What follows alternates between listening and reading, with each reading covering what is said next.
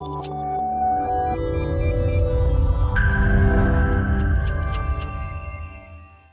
right, well, let me go ahead and get this started. Welcome to the topic of Charlottesville Food Justice Network and Cultivate Charlottesville. So if this isn't where you meant to be, go back to your breakout rooms and find where you meant to be. We hope you had intentionally chosen to be with us today. And the presenters for this case study will be Jeanette Abi-Nader, who is Executive Director of Cultivate Charlottesville. And also with us is Tammy Wright, who is the Cultivate Charlottesville Food Justice Network Community Advocate Lead. And they have a great presentation for you today, and I hope you'll enjoy it. And if you have questions, don't hesitate to put them in the chat. And we'll have about 10 minutes at the end for discussion. So I'll hand it over to the two of you. Thank you, Tanya. Good morning, everyone. Thanks for joining us. So my name is Tamara Wright. I'm Tammy, and Cultivate Charlottesville is the integration of 3 programs. We are City Schoolyard Garden, we are Urban Agriculture Collective, and the Food Justice Network. We utilize collaboration through a systems approach to building a healthy and just food system across all 3 of these programs. Within each program, there are also multi-levels of collaboration, such as the Food Justice Network, which has 30+ organizational partners. Food justice calls upon us to consider food as a basic human right. It challenges us to tackle food insecurity through the lens of social justice, to advocate for true sustainable change. In the suggested outline, it was recommended that we start by stating the problem that we're working to solve. But first, before we get to that, we wanted to start by taking a minute to focus on the values that underscore our work, such as equity. So here you see some of the values that we have as part of our strategic framework listed in the yellow section. And I just wanted to show them across the framework values that are being presented today. And there's a lot of alignment between them. Second, I just wanted to share some of the strategies that we use. So these are the core strategies that we use across all of our programs to build equity with the goal of building a healthy and just food system. I'll leave those there for a second. And you'll see right at the core, dismantle racial inequities and actively build equity is at the center of it. Amplify community power and leadership and action, educate and engage youth. And so throughout our short talk today, we'll be able to highlight some of those. At the core of this work, as I mentioned, is racial equity. This is one of our students, a garden aide at our middle school. Each year, the garden aides who have spent the whole year in a class that goes to the garden every day, they help manage and design the garden. At the end of the year, they get photos of their favorite spot in the garden. And this is Jeanette, we share a name, and her quote that she picked was, "Don't let freedom go away." So even though her year was spent doing physical work in the garden, she also learned about teamwork. She learned about independence, identity, and about freedom.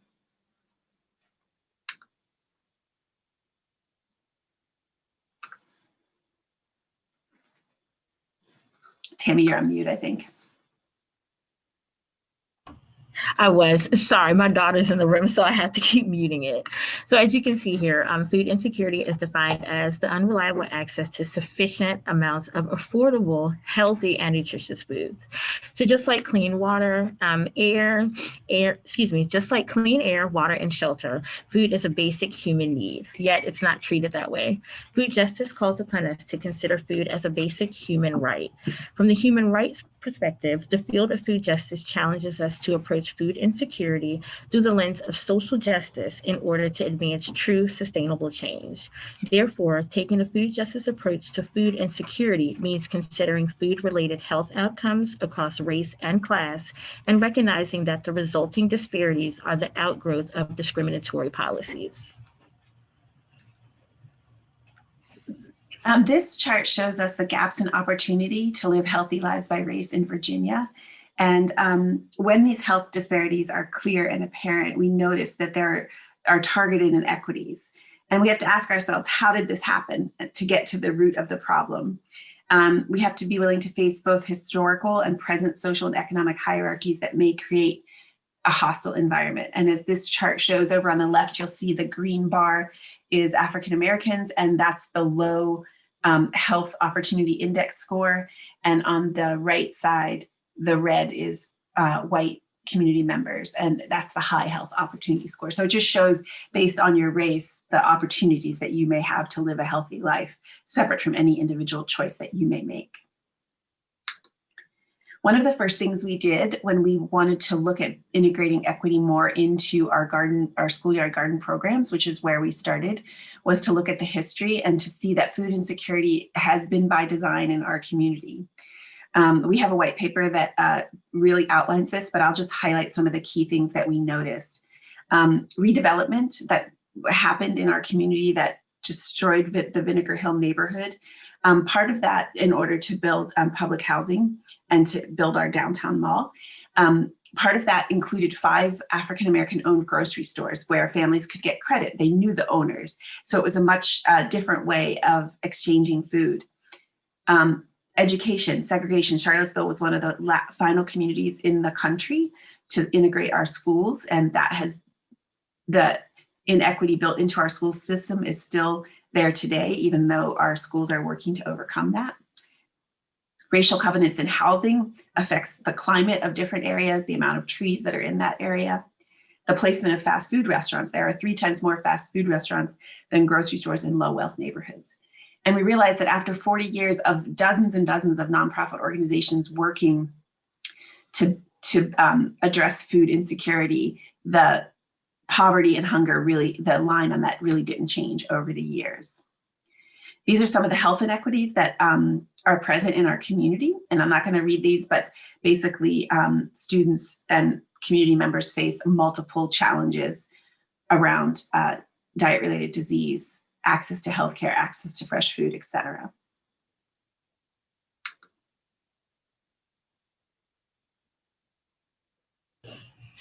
So what are we doing about it? Cultivate aims to empower ourselves to create a healthy and equitable food system, personally, in community, and across systems and structures. We do this through city schoolyard garden programs, the Urban Agriculture Collective Farming and Community Market, and the Food Justice Network advocacy and collaborations. So our city schoolyard garden initiatives are our Healthy School Foods, which is a 5-year plan, our Spring Seedling Project, where the students are able to distribute seedlings from our local gardens. We have our youth food justice interns. We have 9 gardens throughout our elementary schools, the high school, and our neighborhoods. We have our Harvest of the Month, and we have our Farm to School Week and our Fall Harvest Festival. Our Urban Agriculture Collective initiatives would be our urban farms at our public housing communities. We have weekly community markets where the foods are distributed to anyone who needs them, not just the residents of the community, for free. We have Black and Brown Farmer Group. We have Farm Workforce Development. We have volunteer engagement, and we also have the Urban Farm Park Initiative.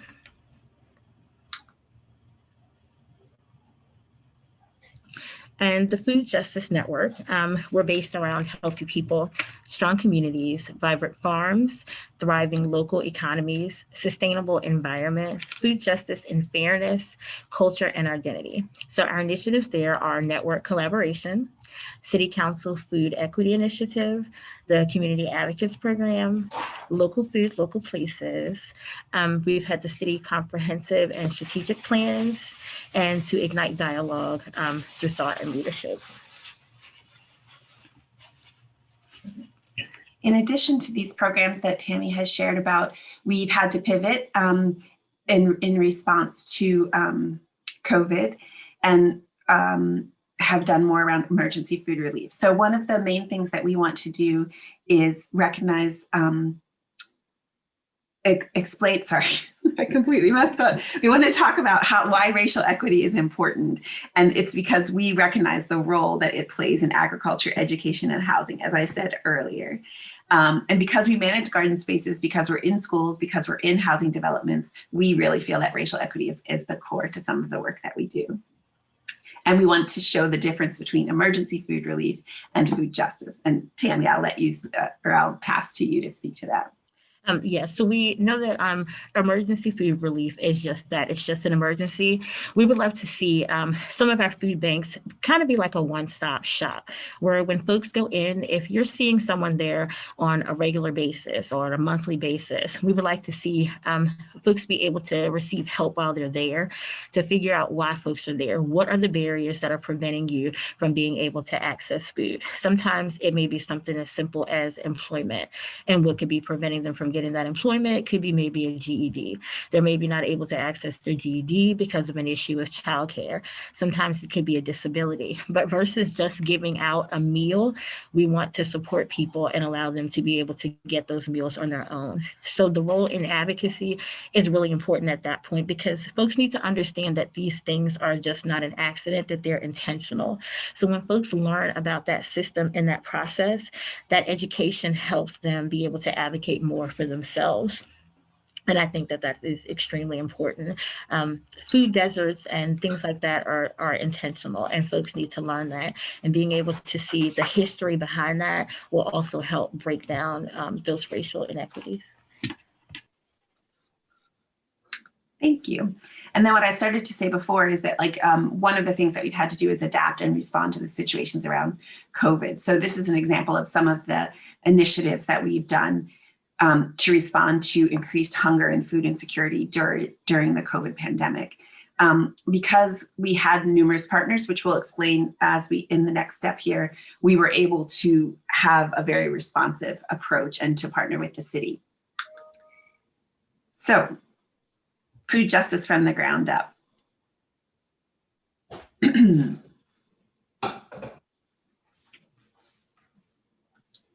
This talking about how our youth food justice interns and the community advocates have worked together to cultivate a healthy school foods plan for our community. So there was a collaboration that was done between our youth interns, who are high schoolers, and then our community advocates, who are adults from our various communities. So they came together to form the Healthy School Foods Initiative.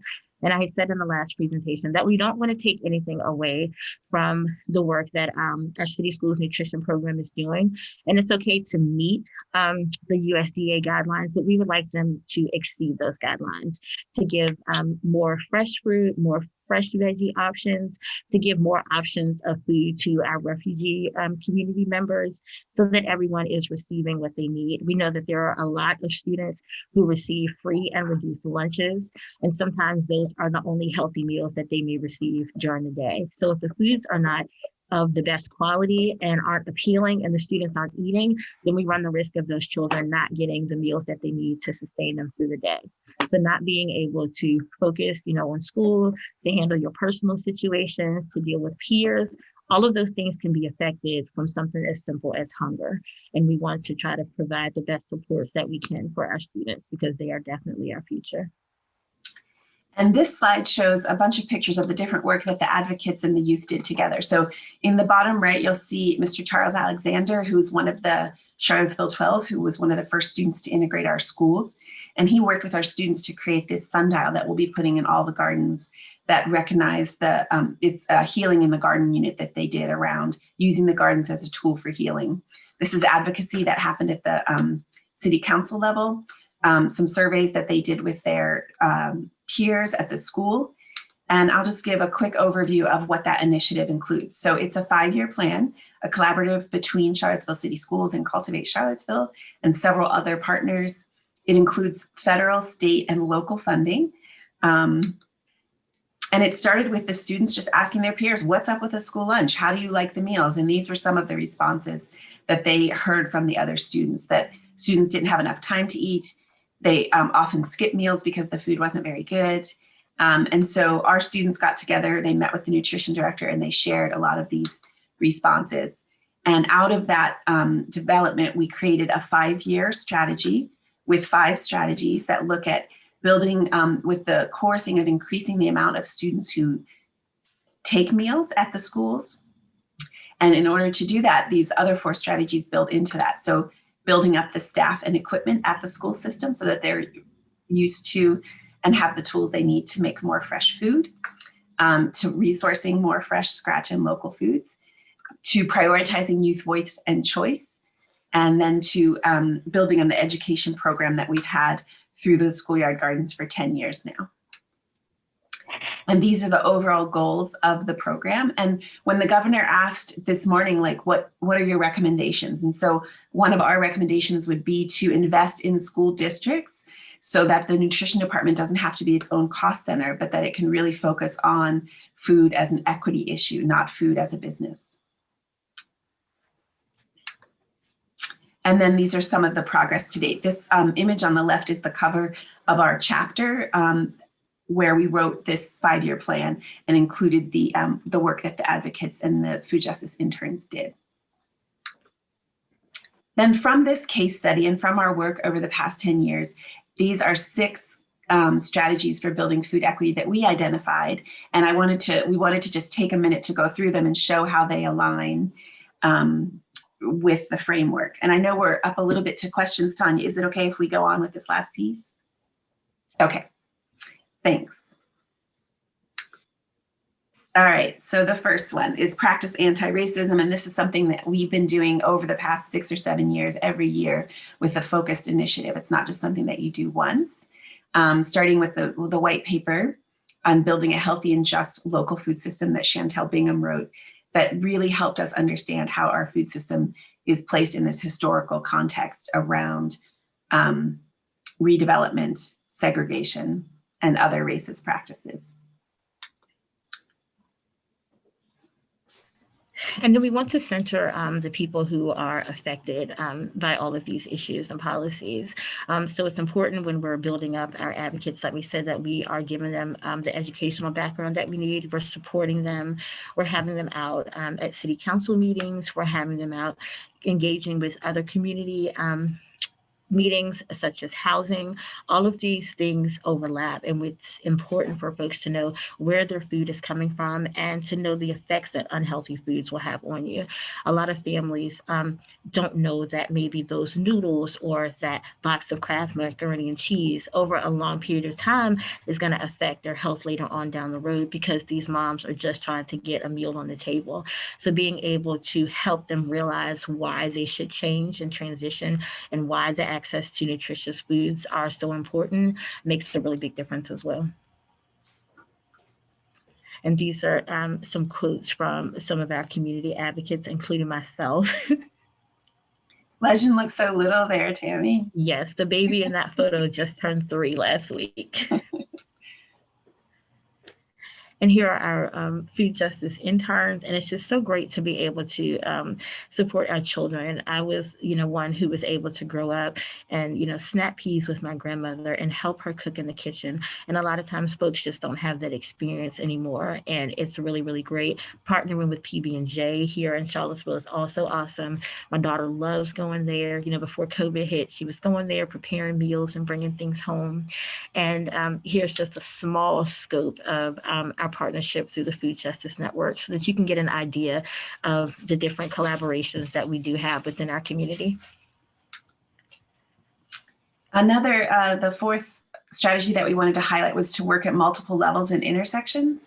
And Tammy already spoke a bit to this diagram on the left, which is our Food Justice Network's equity framework. And then on the right, we built a partnership with City Council called the Food Equity Initiative, with the goal of, first of all, we had noticed that in the city's comprehensive plan, there was no mention of food at all.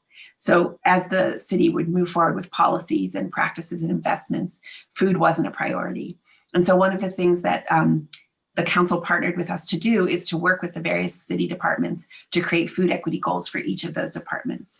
We focus on 5 core areas: transportation, finding food pathways, affordable housing, urban agriculture, neighborhood food access, and then the healthy school foods example that we just shared with you.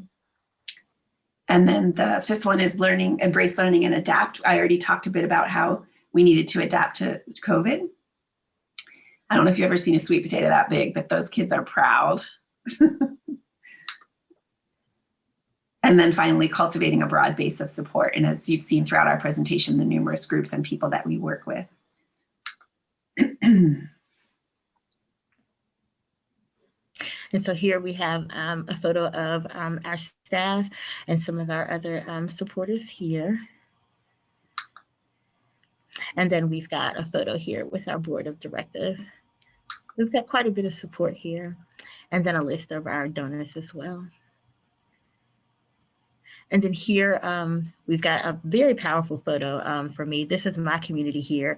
And with redevelopment coming, we're gonna lose this garden. This is this was in fact the largest garden that we had.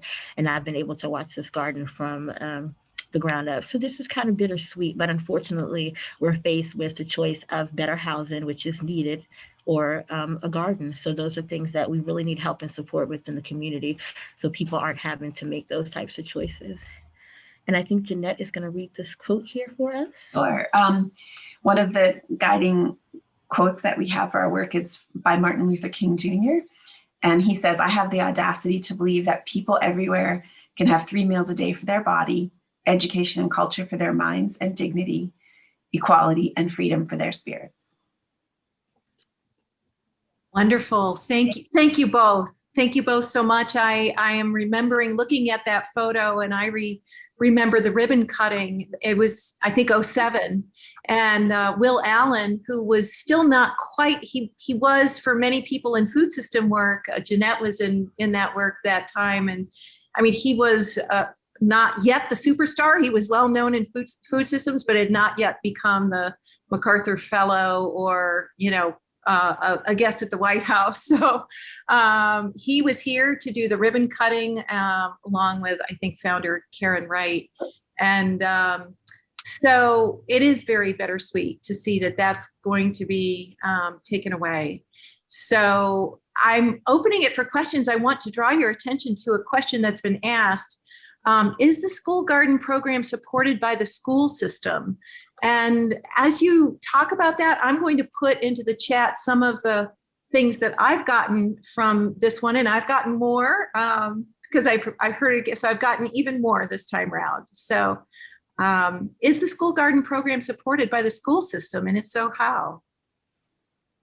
Yeah, so yes, the school garden program started 10 years ago with one garden at the middle school. One of the school board members and the principal, Juan Diego Wade and Eric Johnson, partnered with Linda Weinkoff, who was our founder, to have the first garden there. So there's a lot of like in-kind support of collaborating, and then they have a small line item budget that that they contribute to the program, which is about 8% of our budget. So one of the things you mentioned, and I just put in here, is, you know, what you were talking about in terms of Governor Northam looking for recommendations. Many people may not be familiar with what you mean when you say it would be great if there would be an investment in schools so that they can focus on food as an equity issue, not as a business. Many people may not know what the business model is for school food. So could you share a little bit about that?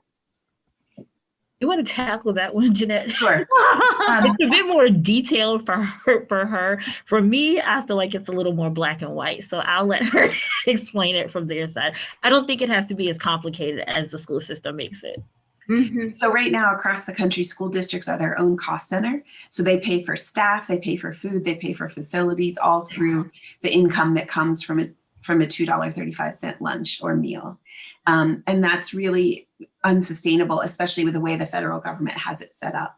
It's unsustainable if you want to make dynamic changes. So we really want to encourage, like the previous governor had an initiative to increase the amount of local foods in the schools by 2022 to 22 million.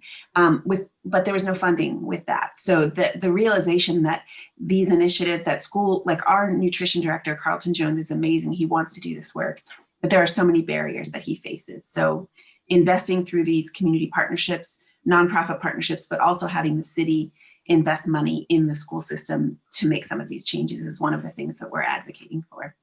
Yeah, and at the university level, there's very similar issues as well, is that the dining is a kind of cost center for the universities and is actually there's actually a way that they obtain income from it. It's not just a cost for universities. So I think you've just hit a very important issue that should be taken to the governor's administration, Jeanette. I see another question from Frank Johnson. Was there an effort to include the garden in the development that is coming? Oh boy, that's a story, isn't it? Who would like to? We can take that one for sure. Yeah, take that one. That's an important one. Yes. So in the redevelopment is going to be taking place in 4 phases. So the first phase is supposed to start within the next few months, but each phase is going to take 18 months to 2 years. So in the last phase, because that's the only place they can really find to put it in, there is going to be a space for the gardens. So we're going to have a learning center there too. So we're doing a collaboration so that we can try to get funding for that by working the garden program into our early education center as well. So it will be coming back, but it won't be on the scale that it is now. So we're looking into box gardens, we're looking into roof gardens, wall gardens, different things like that. But it will be coming back in some form. And I serve on the committee for the redevelopment at Friendship Court. So we will be getting it back. We're just not sure exactly what the size will be. Yeah, so, and I know it was, not, is it fair to say that it was not easy to get what you've gotten? It is fair to say that it was a challenge. Yeah. But just had to explain it and let them know, like, we appreciate the fact that you want to give us better housing with the leaks and the mold and the foundation, but you can't have people set up in beautiful modern housing and allow them to still be hungry. So once I took that approach with it, I was able to navigate that a little bit easier. Very interesting. So in terms of, what I'm hearing from this is that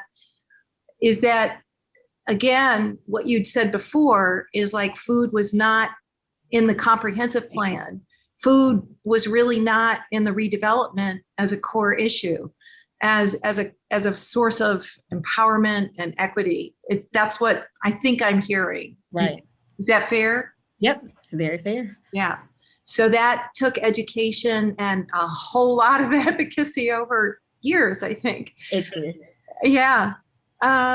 So one of the other things we have still time for a number of questions. I think we're here until 12:10.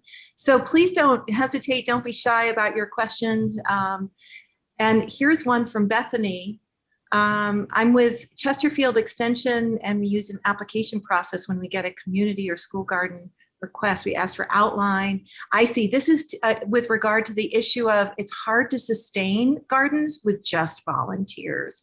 And so Bethany's offering a way to do this so that it can become sustainable. Thank you, Bethany. That's terrific. Jeanette, I want to, yes, go ahead. No, and then I'll come back to my question. I was just going to say that one of the things we noticed too, City Square Garden was started as a volunteer effort.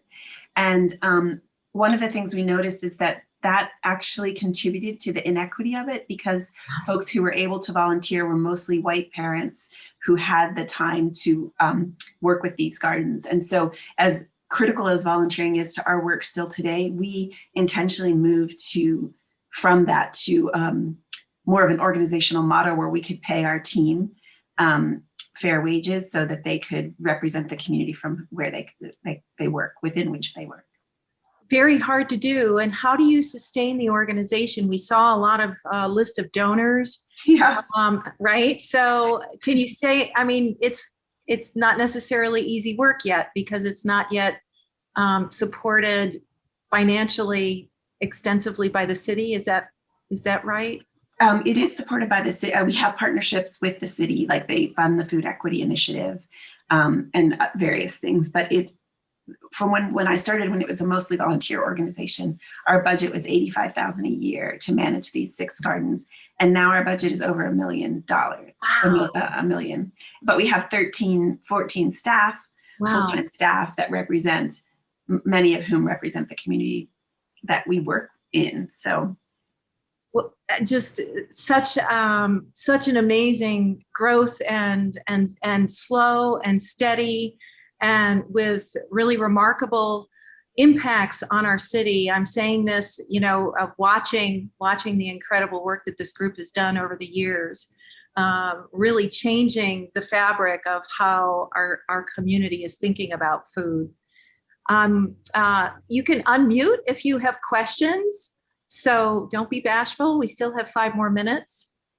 While we're waiting, I have noticed this time around, I'm realizing the white paper that Chantel wrote and some of the other documents that you've put together to present to City Council. I'm wondering, are they resources that you'd be willing to share? Yeah, the white paper is available on our website. Okay. If you go to the resource page, and it's really, it really was a transitional moment for me personally as well, to see the way that Chantel articulated how our current situation is tied to the past. And it's been instrumental in developing our programs. Which is really what being trauma informed is all about, is really trying to understand how is today informed by what's happened in the past, and what does it mean in terms of how we need to approach it differently once we realize that. So I'll talk about how to get those from you so that we can either create links on the summit website or post them directly. I feel like oh good, a comment. I'm waiting for questions and comments. Thank you, Kat. I'm curious about the 35 plus partner groups. How is that all coordinated? Yes, great question. It seems perhaps confusing for community members like me. Tammy, do you want to speak to that? I can speak to some, and then you can pop in and help with anything that I'm leaving out. So the groups have come together, of course, with one common goal. So I think that everyone working together makes it a little easier. And then there are monthly meetings, and there's also a board. And then here recently, based on our work around racial equity, each group that has partnered with us, we have made an ask for them within their own organizations to also tackle those racial inequities, so that we're all doing the same framework, and that everyone has the same common goal, not just around food, but around tearing down the racial inequities as well. And the network started because we found that we were organizations who were all working towards the same thing in the same community, and we wanted to be better coordinated. So for example, it'd be Tuesday night and 3 of us would be like, I know what you're doing tonight because we're all writing the same grant last minute that's due tomorrow, that kind of thing.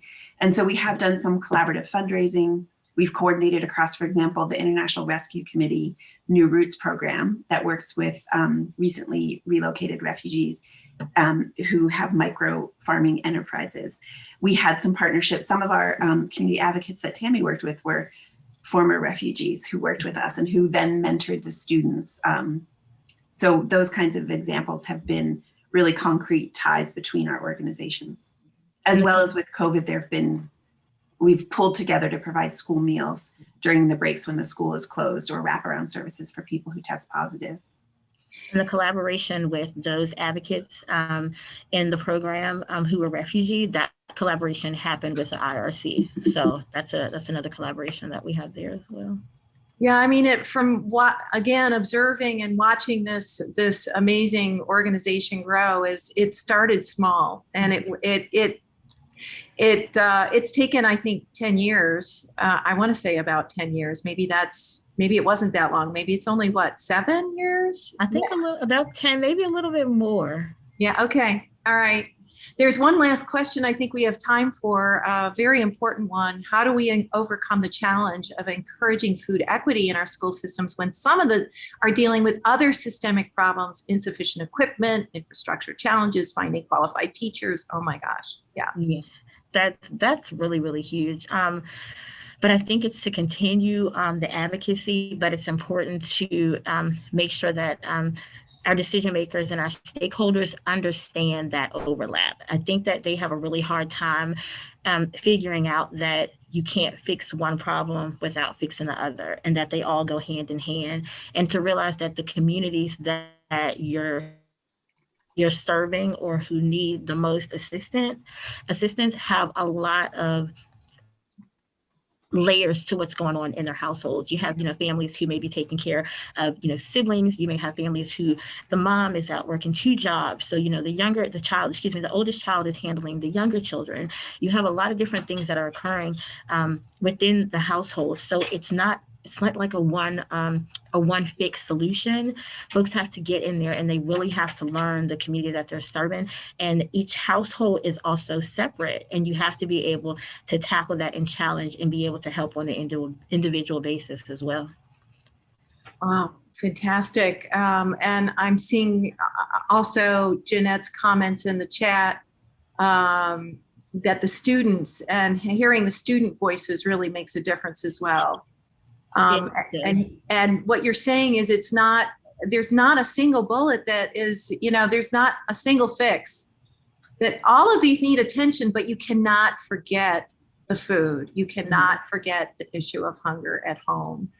And then realizing that that it's systemic, it's set up that way, it's designed that way. So in order to tackle it, you've got to break down the years of all of those layers that have already been put there intentionally. So it has to be dismantled, but you've got to have folks who are willing to do that. We have to, as painful as it may be, we have to understand that there really aren't folks that want another class to really be successful. When you really raise up those individuals, it's not about just allowing them to empower themselves. Then there also becomes competition, because you've got folks who are now educated who can still step into a place where someone else is. And a lot of people really don't want that. It's a lot easier just to give somebody a meal and to pat themselves on the back and carry on. But who really wants to see somebody else in the same position as them? And you don't see that a lot. So when that happens, that's when these types of situations are created. Folks have to realize that there needs to be an equal playing field for everybody. Excellent point. Any final comments before we close the room, Jeanette and Tammy? Final recommendations to people, suggestions? Just as I said before, just keep pressing forward. Talk to your council folks, talk to your leaders, helps to raise up folks within your organization, helps to raise up your community members, and realize that it's important to have a connection with the people that you're serving, and to have an attitude of servitude, and to be open and genuine and transparent about everything that's occurring, and just keep moving forward. Thank you, Tammy. Jeanette? I think recognizing that the work can be messy and complex, and trying to sit with that and move it forward anyway, as well as just doing your own work in terms of racial equity work and continually improving ourselves as we advocate in this field. Love it. Okay, well, I hope everyone here could just offer big round of thanks to Jeanette and Tammy for presenting work that has been a work of love for sure, and commitment and vision, absolutely, for many, many years. I think this is really a reflection of incredible leadership, and I'm grateful to be part of a community where this has been happening. So thank you. Thank you so much. Thanks, Tanya. Everyone. Hey, Juliana. Hi. This is real community advocacy looks like. Thank you all for joining. Thanks. Thank you all. Great questions too. Thank you.